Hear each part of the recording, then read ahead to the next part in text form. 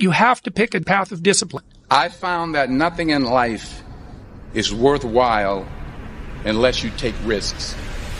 Nothing. Motivation is a feeling that comes and goes, and it doesn't matter whether it's there or not. Discipline is infinitely more important. So no matter how you feel, get up and do what you're supposed to do. That's it. And that's discipline. It's not motivation. If you only did what you were supposed to do when you were motivated to do it, that's leaving it to chance. But if you're disciplined, you go do what you're supposed to do. That's the way it works. And this thing that people do where they avoid discomfort, it sounds ridiculous, but it just creates more discomfort.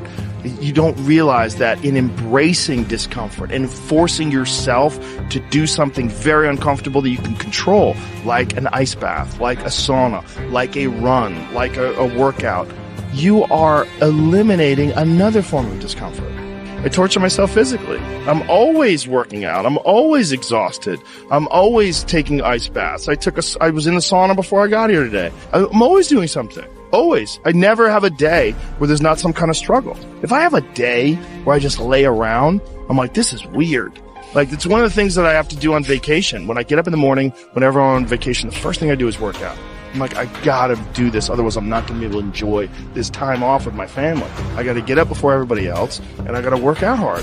Look, when you're a kid, you're all potential.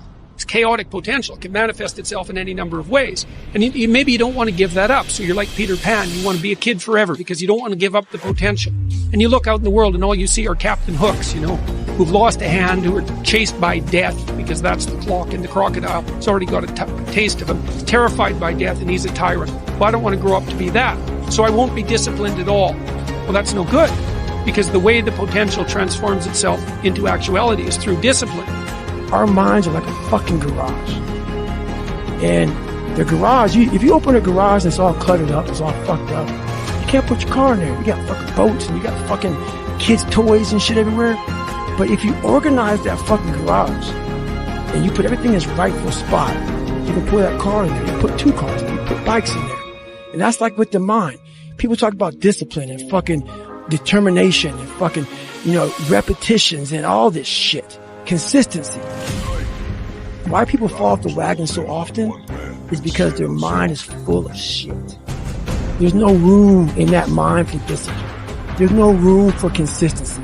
They may do it once or twice, but then the mind takes over and that cluttered fucking garage comes in, and then it's like a circuit breaker, man. A circuit breaker just overloads and fucking sparks. And our minds, that's our mind, man. It's like a fucking circuit breaker. There's so much shit in it, you keep on loading it, you can't put any more into it. Clearing space in your fucking mind so that you have room for all those disciplines. Waking up early, taking those, because they do mean something. But we don't get to that fucking dark matter that is keeping you from clearing out that mental garage. Well, I don't know what to do. It's like, that's okay. Nobody does. Go do something. Do the best thing that you can think of. Put the best plan you have into practice. It's not going to be perfect, and it will change along the way. But it will change partly because you become disciplined pursuing the path. And as you become disciplined, you become wiser. And as you become wiser, you become able to formulate better and better plans. There is no passion to be found playing small and settling for a life that's less than the one you're capable of living. I'm sure people have told you to make sure you have something to fall back on. Make sure you got something to fall back on, honey. But I never understood that concept, having something to fall back on. If I'm going to fall, I don't want to fall back on anything. I want to fall forward. I figure at least this way I'll see what I'm going to hit.